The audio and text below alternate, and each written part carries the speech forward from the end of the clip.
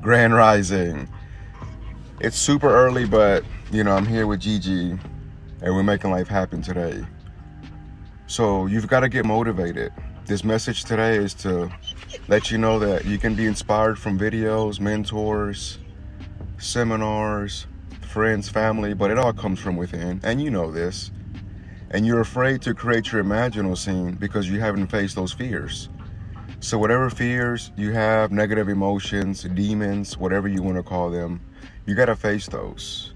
And once you face those and you conquer those, then it's going to be a huge relief and you're going to be able to see yourself mentally as the person that you want to be. So today, remind yourself that you have to be self-motivated. Do something that makes you feel uncomfortable. Do something that's going to put you under pressure. And when you get to that, do not fold. Remember, you're in a position right now. You prayed for this.